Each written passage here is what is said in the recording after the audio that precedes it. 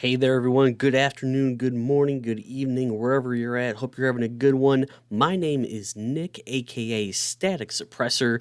You can find me on Twitch, Twitter, Instagram, YouTube, all the other social media platforms out there. I'm here bringing you a new podcast called Let's Get Real for a Second. Now, on this podcast, I'm going to be diving into the most controversial and overlooked issues in the streaming industry. We're going to be tackling tough topics that many shy away from, offering perspectives that often challenge the status quo, whether it's questioning the fairness of revenue splits, sponsorship deals, debating on the AI-generated influencers. I'm not afraid to dig deep and present different viewpoints that go against the general consensus. I mean, simply put, if you're ready to question the norms and engage in real, honest discussions, this podcast is for you. This is Let's Get Real for a Second.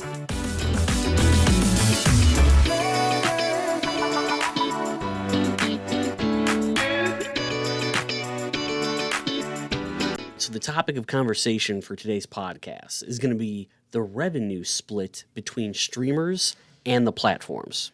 Now, if you are familiar with this kind of streaming industry, you would know and or recognize that there is always an ongoing debate around platforms like Twitch and YouTube taking large cuts from streamers' income and how fair or exploitive that this practice is. All right, to quickly just shotgun a lot of these platforms and what their revenue share is.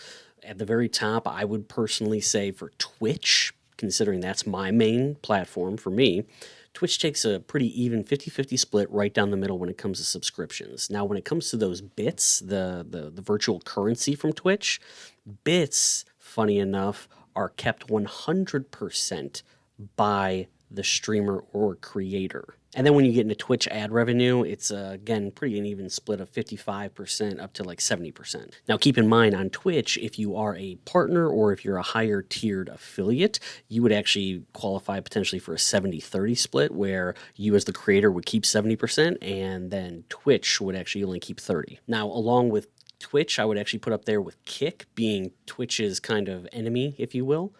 And Kick is interesting because there are no ads, there are no like bit donation things. They have just basically more or less the sub split, which is 95% kept by the creator and only 5% goes to the platform. Then you have YouTube. On YouTube, it's kind of similar to Twitch to a degree. Their channel memberships, which is kind of similar to the subscriptions on Twitch, they're actually kept only 30%, while the streamer/creator keeps 70%.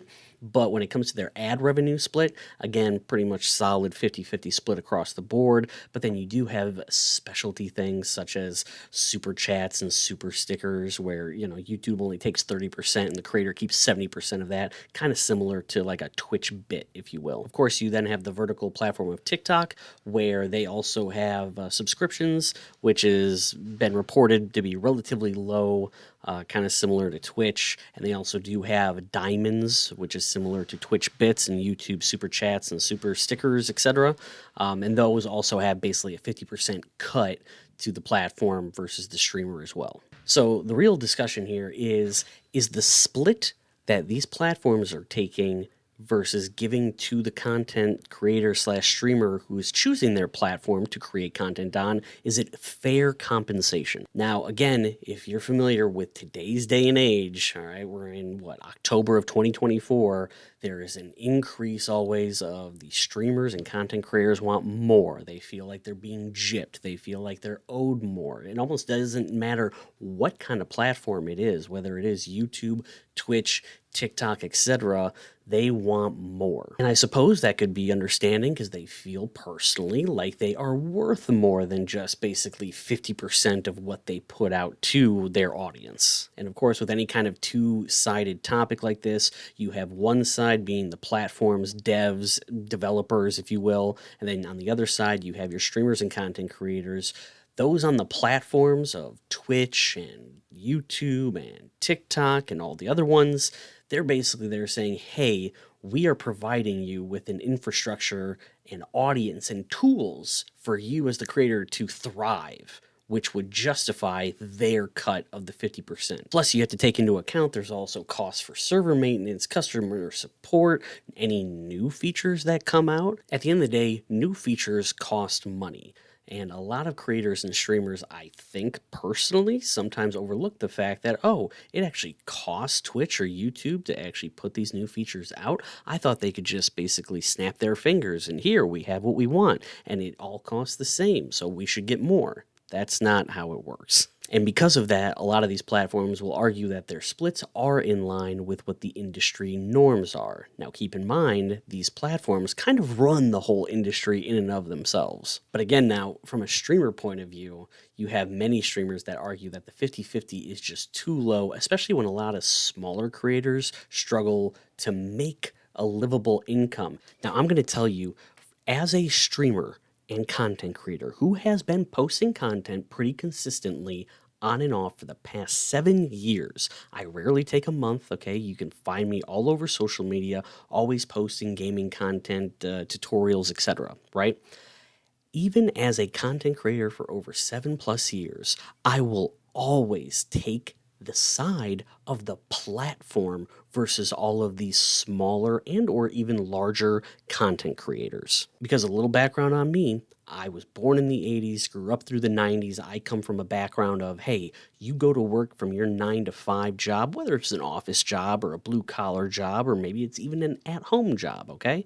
But you do that with stable pay, job security, provide for your family, go home, and then there you have your hobbies afterwards. And maybe some of your hobbies relate to a side job, such as streaming. But the sad fact is that a lot of these smaller streamers who tend to fall on their faces as a full-time streamer within the first couple months end up blaming the platform, because they aren't going to blame themselves, because then that'll look like they aren't confident. They want to exude confidence, and they sure as shit are not going to blame their viewers, right? Because why would you then say, oh, you guys aren't giving me enough money, how can I do this? They're going to go after the platform based upon, I'm not getting enough of a split. But that's just not the correct way of going about it, because at the end of the day, this is a business. And I can tell you from personal experience, someone who has streamed on Twitch, who has streamed on Mixer, who has streamed on YouTube, who has streamed on TikTok, who has streamed on Kick, I've even streamed on Trovo, okay? I can tell you without a doubt that most people are going to be committed to a platform and not to the streamer. Therefore, you streaming on Twitch or YouTube means absolutely nothing to Twitch or YouTube, because what'll most likely happen is, especially if you're a small creator, if you decide to switch to a different platform like Kick, where you're getting a 95 sub split, okay? There's a good chance your viewers aren't going to follow you. As loyal and as humble and as community driven as you want to feel like you built, they may very well not follow you, or they'll follow you, but then they're going to slowly revert back to a different streamer that maybe you're already connected with who's stayed on Twitch. And that's because at the end of the day, it's all about ease of access for the viewer, where they want to be, where they're more comfortable being, and how it kind of appeals to them. Now, of course, it's not to say that, oh, there's no streamer out there who won't actually stick with a platform versus a different platform, and that their community will 100% follow them, or at least a good majority of them will follow through. Here's the funny thing, in my opinion, too, is that a lot of streamers then are going to complain about the revenue share, yet won't try and convince their viewers to just direct pay them. There are Patreons. There are PayPal account. You can have your viewers just donate straight to your PayPal or Patreon or Ko-Fi or GoFund or whatever you want to do. You can bypass all that revenue sharing, splits if you feel like your viewers will actually just do direct. But here's the thing, and you want to know why no one really does this too often?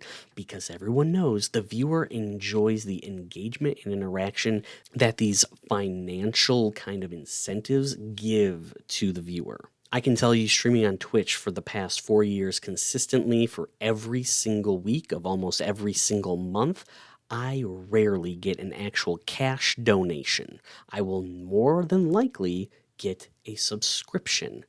You want to know why? Because of the extra perks that a subscription gives you. You get ad-free viewing. You get additional emotes. I have multi-streamed to Twitch, YouTube, Kick and even TikTok all at the same time, and I can tell you 99% of them go to Twitch because there's more things on Twitch right now currently that is engaging and fun, from extensions to the emotes to certain triggers that happen only within Twitch's platform than all the other ones put together. But to the other side of the coin, Twitch does need to always be innovative. YouTube needs to always be innovative. TikTok needs to always be innovative. What can we offer our streamers to want them to stay on our platform longer? Take Kick, for example. They have a 95/5 subsplit, right?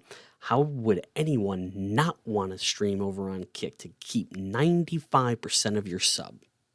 And then Kick only gets 5. So yes, 95/5 split sounds nice on Kick, but Kick is kind of the stepchild in this situation because they're looked at as nothing more than a copycat of Twitch. Additionally, Kick is kind of looked at as the degenerate platform, if you will. A lot of IRL vlogging, shock and awe content. Unfortunately, a lot of people who go over to Kick to stream video games don't seem to be doing well overall from a long-term perspective. And honestly, the same thing goes for YouTube. YouTube has a better split, but I think they're still trying to find a way to keep them more interactive on YouTube versus someone being on Twitch, whether it's as a streamer or a viewer. As we kind of come to a close on our first episode of Let's Get Real for a second, let's get real about the revenue share that streamers share with their respective platforms. Simply put, streaming is a business. It is not just a lolly-la land for a streamer to go on and expect to get a bunch of money and also expect that the platform is giving them enough percentage of a bunch of money. It is not up to the platform for you to hold an audience, for you to be entertaining and have a high enough production to actually gain subscriptions, to gain cheers. And let's say you do as a streamer and you get a bunch of subscriptions and bits and diamonds and super chats. Well, that's great. Now you are contributing something very well towards that platform, but now it's up to the platform to not give you necessarily a bigger share of the pie, but to now integrate new features to keep your audience entertained, to keep you as a streamer engaged and wanting to come back to that platform. Too many people are looking at it as a simple money transaction when you as a streamer are not a developer. You as a streamer cannot go in and code the back end of Twitch or YouTube or TikTok or Kick. You are an entertainer. You click go live, you post content. You are trusting the platform with that split to make sure they still stay in business, to keep integrating new features, to then hopefully bring in more viewership, to then therefore bring you in more money. So maybe a lot of these streamers should stop pointing the finger at these platforms, and maybe they should start pointing the finger kind of at themselves, because it's also not up to the viewer to kind of line the pockets of the streamer to make sure that they have a livable income. But instead, as a streamer, truly ask yourself, is what I'm putting out there for content and broadcasts worth $4.99 a month or worth $7.99 a month for me to receive half of that or 30% of that or 70% of that from the platform? And very simply, if you're not happy with the split, then go to a different platform. But I always find it interesting. I see a lot of people on, for example, Twitch who will say, I hate this platform. The 50-50 split is terrible. Then they're going to try and say, I'm going to go over to YouTube. Then watch, a month or two later, they're back on Twitch. Well, YouTube, they didn't really have what I wanted to have integrated for my viewers. My viewers didn't really like, again. So it doesn't even make a difference no matter what the platform is paying you, because if your viewers aren't moving with you, then you are not going to be moving either. And you need to take a piece of that humble pie and stay in your lane. This has been Let's Get Real for a second.